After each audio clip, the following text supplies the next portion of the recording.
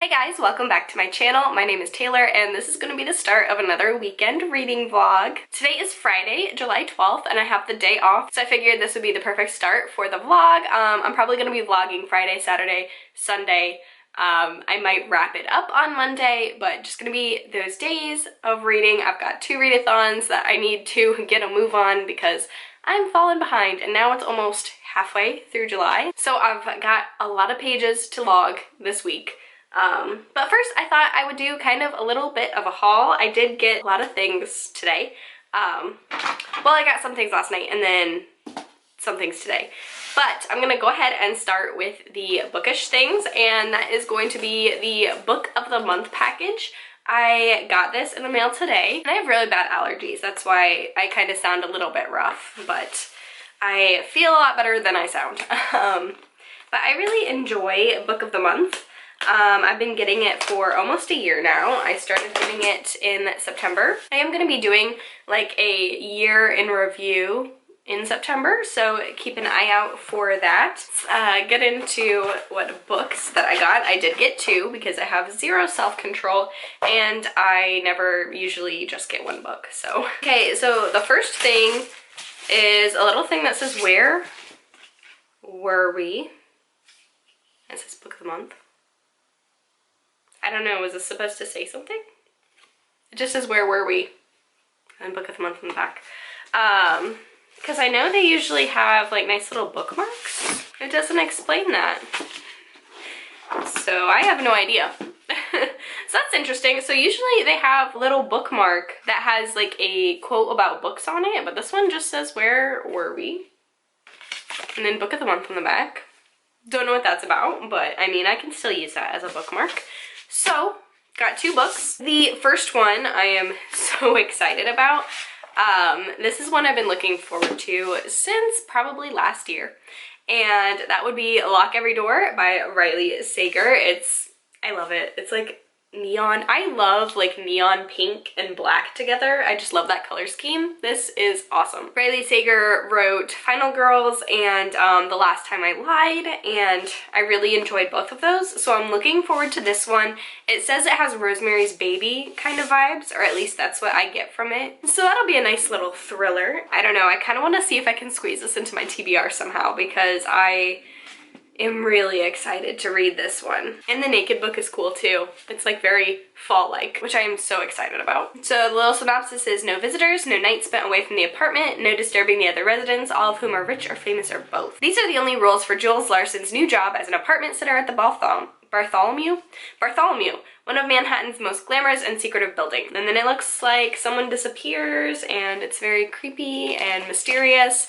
Looking forward to this one. The next one I got was definitely an impulse buy because I know nothing about it, but that would be American Predator, The Hunt for the Most Meticulous Serial Killer of the 21st Century by Maureen Callahan. I really like true crime and all of that creepy shit. I actually was just listening to one of my favorite podcasts today, and that's why we drink. It's paranormal true crime. It's a lot of fun.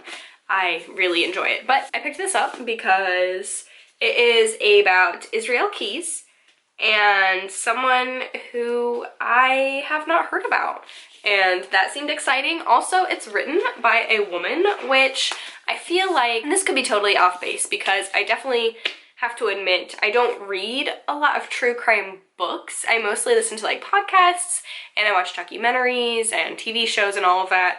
So I definitely haven't read like every single true crime book that's out there, but I feel like there's not a lot of women. Thought it would be nice to support a woman writer in, I feel like, definitely like a very male dominated space, and it looked really interesting. It's pretty short. The last true crime book I read was I'll Be Gone in the Dark, and that was by Michelle McNamara, and I really enjoyed that one, so I definitely want to like start reading more true crime. They're very hit or miss for me. So, you know, I probably should have done a little bit more research before picking this up, but I have noticed true crime books, you either get someone who has ties with actual investigators and everything and who actually does research, like they're doing it to help solve murders and all of that, and then you'll get people who write books who are just like sensationalizing like the brutality of everything and just like picking a random person and saying, oh, it's definitely this person based on like circumstantial evidence, which you gotta do your research and figure out which books are, I mean, I guess that's the nature of the beast for a lot of like true crime books, especially if you haven't caught the person yet. But this looks like this guy has been caught, so Israel Keyes. It just looks intriguing, and I am trying to read one nonfiction book every single month, and I feel like something like this will be a really easy read for me. Not easy. I'm sure the stuff in here is going to be traumatic because he is a serial killer, but it does look like it's 285 pages, so we'll see how I like that one. Now, moving on into the non-bookish stuff, I got some stuff at Bath & Body Works yesterday. And not just any stuff.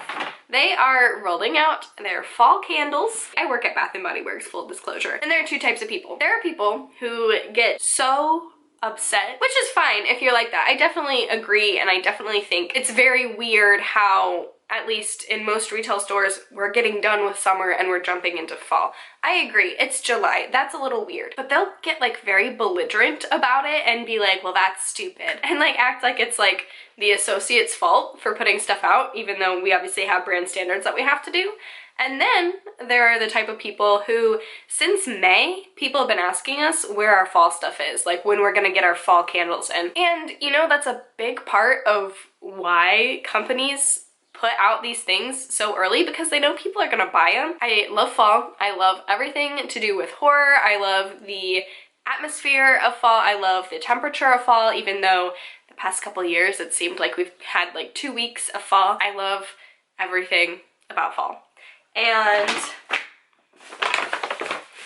I'm one of those people who, we put our fall candles out yesterday, so I went ahead and got some fall candles. I'm definitely not going to burn them yet. I want to wait until at least mid-August. I'm trying to wait till mid-August, even though my boyfriend gave me like the go-ahead, because he's like, you know, I live with you, I understand.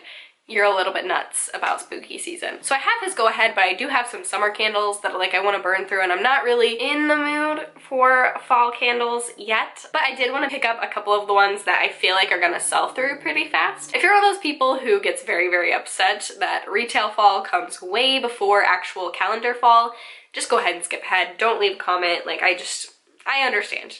I'm nuts, but I'm not the only one. I got 3 candles. I definitely held off because, again, I'm gonna have a full season to get all of this stuff, and I'm waiting for the Halloween collection too, because, again, I love spooky things. I generally pick up a lot of stuff during the Halloween collection because I definitely tend to have like the soaps and the candles of the Halloween collection more than the month of October. So, but the first candle is this peach cobbler candle.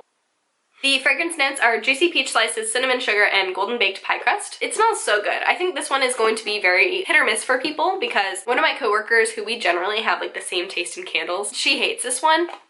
It's very much like peach baked good. So it's peach and cinnamon is what you get from here, which is definitely a unique combination to have. Like, this definitely smells like what I would imagine a peach cobbler to smell like. It's almost like an apple pie scent, but like substitute the apple for peach. I've never had peach cobbler, but I want to because this candle smells so juicy and so delicious. The next candle that I got is the salted butterscotch candle, and I can just take off the lid and I can smell it. This is gonna be like a house filler one. So the fragrance notes on this is warm brown sugar, sweet cream, pinch of sea salt, and melted butter. If you've ever baked with the Nestle Toll House butterscotch chips, when you put them in cookies and bake them in the oven, that's exactly what this smells like. It's very warm, very salty. I really enjoy like sweet scents with a bit of salt in them. I think this one is definitely going to be a house filler just because it's one of those where you take the lid off, and I could put it like over there on the other side of the room and I could smell it without being lit, so I'm sure this one's gonna be very, very strong. The last candle that I got is a classic, and that is going to be Leaves.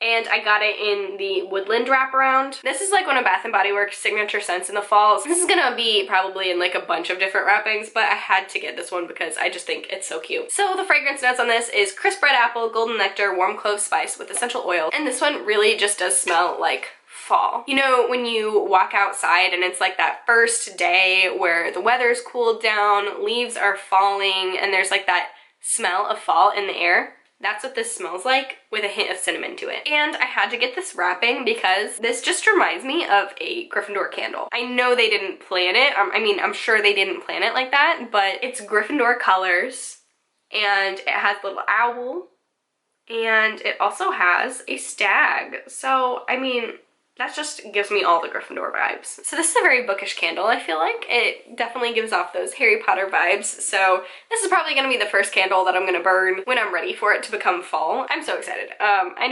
I know it's not even August yet. You know, I'm a big proponent of do what makes you happy, as long as it's not harming anyone else. I'm a big proponent of do what makes you happy, unless it's like harming someone else. And you know, if you're a crazy weirdo like me who likes getting fall stuff in mid-July, go ahead and do it. It's not hurting anyone. They smell good. I'm so ready. I am so done with summer. But this clip has been going on for far too long. I am going to pick all this trash up, and I'll probably pick up a book.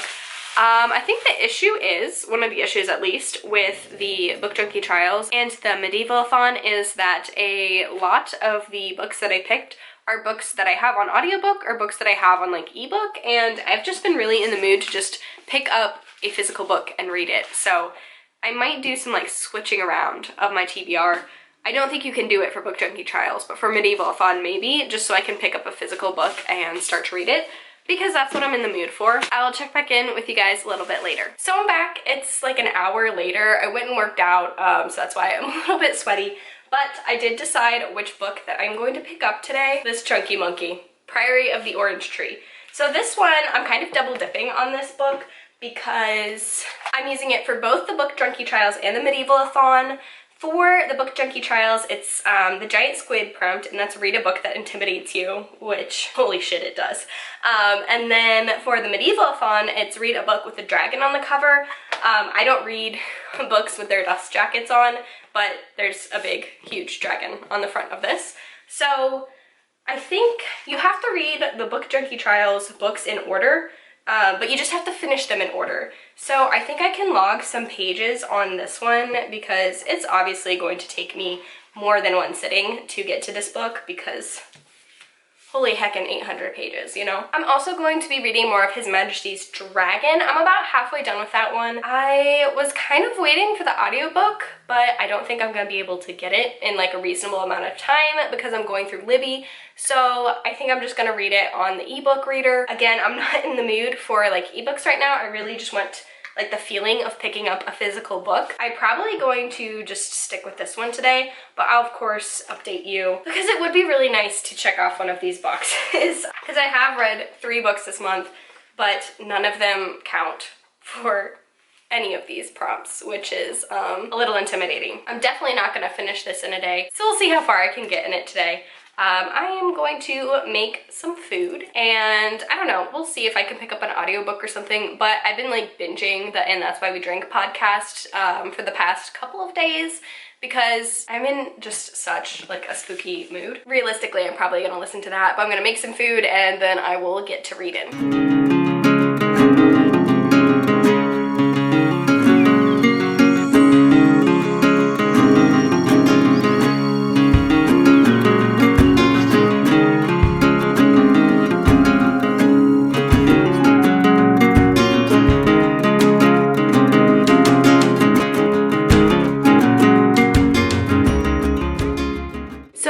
For the past 2 hours. I started with Priory of the Orange Tree and I got to page 52. I am really loving it so far. I think this might not be as intimidating as I was expecting it to be because I didn't spend a lot of time getting to page 52. Ultimately, I decided to put it down and pick up His Majesty's Dragon. It's an ebook on my phone because I feel like if I get to a certain point in this book, I'm not going to want to stop. So to keep up with the order that I have to read books in for the Book Junkie Trials, I can't finish this one first. So picking up His Majesty's Dragon, I'm almost 50% of the way through this one, and it's so jarring just to see, not jarring, jarring has like negative connotations, but it's so weird to see these books back to back because I believe this one is adult. And His Majesty's Dragon is, I believe, middle grade. And there's nothing wrong with that. It's just very different writing styles, especially if you are reading them like back to back. Like this one is so lyrical and there's a lot of description, you know, there's some adult things happening, adult themes. And then in His Majesty's Dragon, it's very, you know, straight into the point. Like Lawrence did this, Lawrence did that, Temeraire said this, Lawrence said this. It's a really fun story, so I can't complain. It's just fun like seeing the difference between those two, but I am really enjoying it. I'm probably going to continue on with the rest of the series, not this month because I have a lot on my plate, but throughout the next couple of months, just because it's really fun. I really love Temeraire. I was gonna say I picture him kind of as like a Toothless figure, but I don't think Toothless talks. I don't know. I haven't actually seen How to Train Your Dragon. I've just seen like the trailers and stuff like that.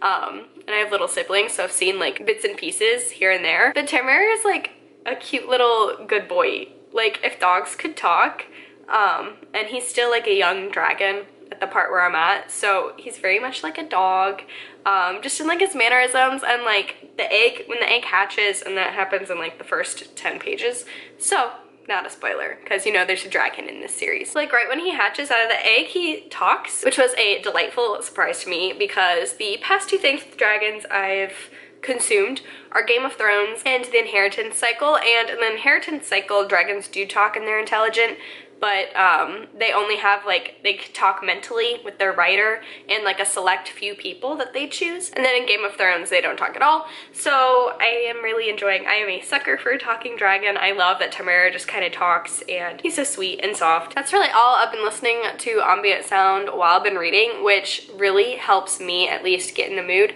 I can't read in like complete silence. It's a bad habit of mine. I think it comes from being like the oldest of 5 kids, but I can't sleep in silence either. Like there always needs to be like some background noise going on. So I've been listening to Ambient Worlds is the name of the YouTube channel. It's on the TV, so I'm reading it. The one I'm listening to currently is Peaceful Rain on Gotham Rooftops. So I think I'm gonna keep listening to that, kind of try and power through this one. I'm gonna try and finish this today because I think I can. And I'll check back in with you guys in a little bit.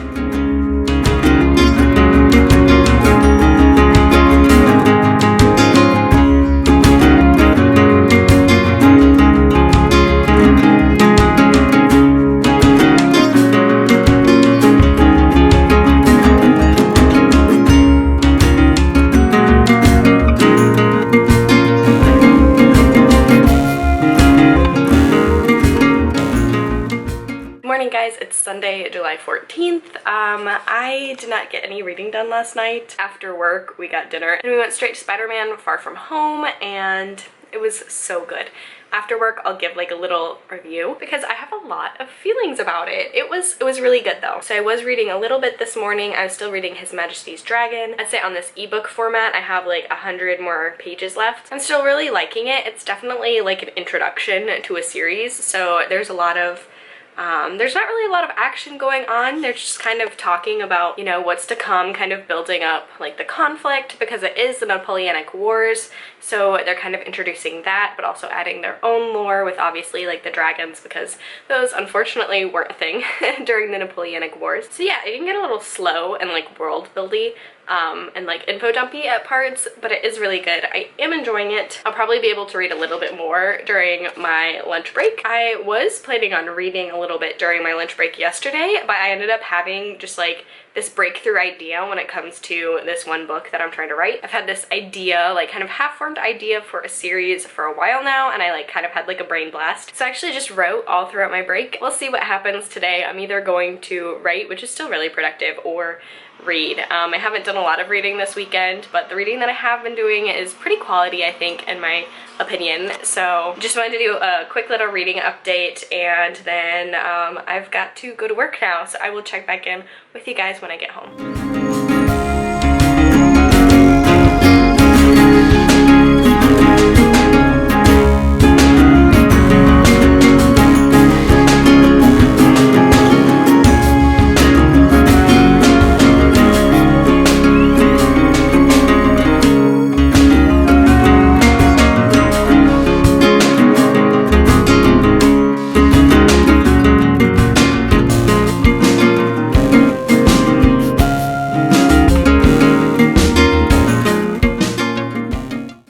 So it is now Monday, July 15th, and I am hopping on here to wrap up the vlog and just to tie up a couple loose ends in the vlog. First thing, I did say I wanted to talk about Spider-Man Far From Home. I'll keep it brief, I'll keep it spoiler free, but go see it. I absolutely loved it. Some background about me, Spider-Man is my favorite. Like, starting from even the Tobey Maguire days, Spider-Man has always been my favorite superhero, so going into that, I'm already a little bit biased. I love Spider-Man. I think Tom Holland is an amazing portrayal of Spider-Man. He's got the Peter Parker side down and he's got the Spider-Man side down, and it's just wonderful. The casting is fantastic. I love Jake Gyllenhaal as well. I think he did a fantastic job playing Mysterio. I honestly think after watching the movie that either they wrote the screenplay with Jake Gyllenhaal already in mind, or once they casted Jake Gyllenhaal, they kind of rewrote a little bit of the dialogue to suit him. It's definitely a character that we've seen from Gyllenhaal before. It's very much in his wheelhouse. It's just his, you know, very charming, slightly unhinged persona that he does perfectly. So that was amazing. The humor was great. There was a lot of like grown-up slash kind of like more dark humor in this one, which I loved. The plot itself was really good, really creative, kind of put a new spin on things, and the cinematography and like the special effects were amazing. There is a sequence towards the end, a fight sequence that is just so stunning on so many levels. It's just incredible to watch. We can do so much with special effects these days, and it was really cool to see concepts that work really well in comic books and maybe wouldn't have worked so well if we would have filmed this movie in like 2000. But it worked really, really well in a movie where we can have a bunch of special effects and make it look really, really realistic and not realistic at the same time, if that makes any sense. There were a couple of things that I really didn't care for in terms of characterization of some secondary characters and motivations that I thought didn't really make sense with what the MCU had already kind of established. But the end credit scenes, there's a middle credit scene and an end credit scene. It makes it, the end credit scene filled those gaps for me, so they were understandable. So those criticisms, if you have those when you're watching it, it'll be explained to you in the end credit scene. Middle credit scene was just a great little homage to just Spider-Man as a franchise. I really enjoyed it. It's gonna take the Spider-Man series into a completely different direction than I think a lot of people were anticipating the Spider-Man franchise to go.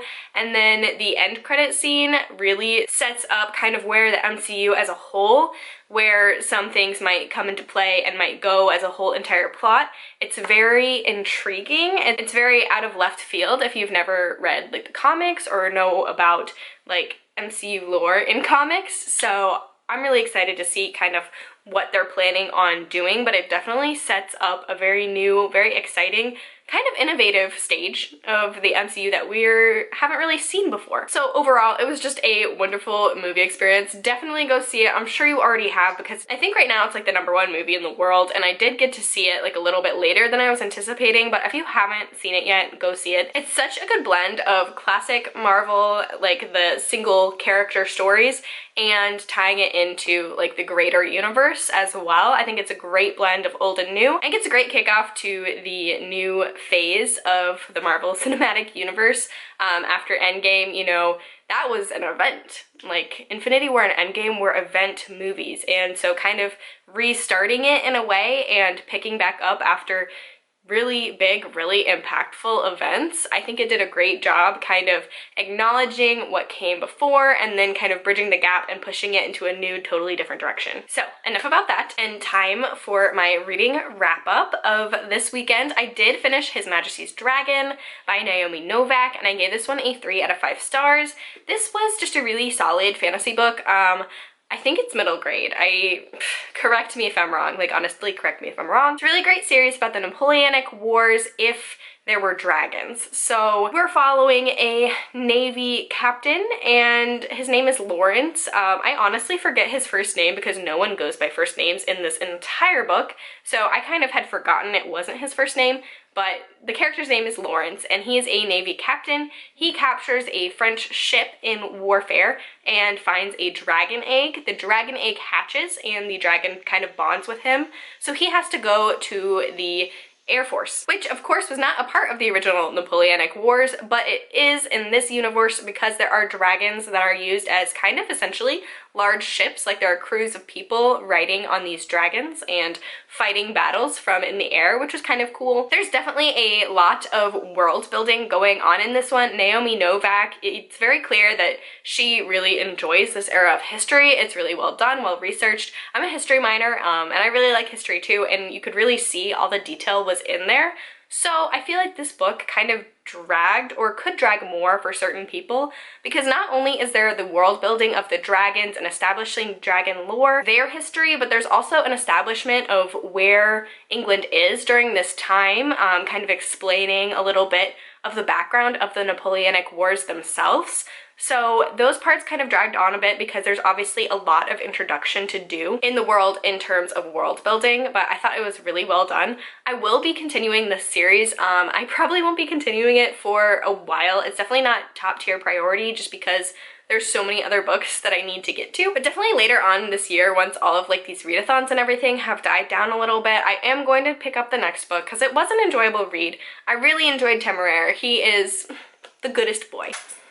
He is just, oh, he thought I was talking about him. You are the goodest boy too. Temeraire is the dragon of His Majesty's Dragon, and I love the dragons in this one. For the most part, are intelligent beings. They talk with the humans, and there's kind of like that bond between the captain of the dragon and kind of their duo, and it's just really nice. I really enjoy seeing literature where dragons are definitely more than just like exotic animals. Like they have like some intelligence to them and they communicate with humans. That's always fun to see. But I really enjoyed the reading experience overall, and that's the first prompt of the Book Junkie Trials completed. So I'm moving on to the next one, and that's going to be Station 11 by Emily Mandel, I believe. That's an atmospheric horror book. I did not expect it to be about Shakespeare, so we'll see how that goes. I'm really not a fan of Shakespeare. I think like many people, especially in the United States, we kind of get burnt out by bad reading experiences in English class. We'll see how that kind of impacts my feelings towards this book, but I am looking forward to it. I've heard great things about it. Other than His Majesty's Dragon, I did start reading Priory of the Orange Tree. I'm on page 78, so I don't have a lot to talk about in terms of that because it is an 800-page book, so obviously I'm not even on page 100. There's not a whole lot I feel like I can accurately judge about the book. I will say so far the world building is excellent. There's definitely a tendency when you're setting up a whole entire fantasy world with multiple queendoms and kind of different systems of government and like the East versus the West, it can get very confusing and convoluted, but I think so far Samantha Shannon, right? Samantha Shannon does a great job of kind of slowly world building and switching from East to West in a way that doesn't feel too convoluted or doesn't feel too complicated. I feel like I am picking things up, getting into the world really easily, which I was really concerned about, it being a standalone, it having a lot of world building, but I am really looking forward to getting more into that this week. But yeah, with that being said, that's all I have for you guys. That's gonna wrap up this weekend reading vlog. If you liked this video, be sure to give it a like, subscribe, leave a comment down below, all that good stuff. I will catch you guys in the next video.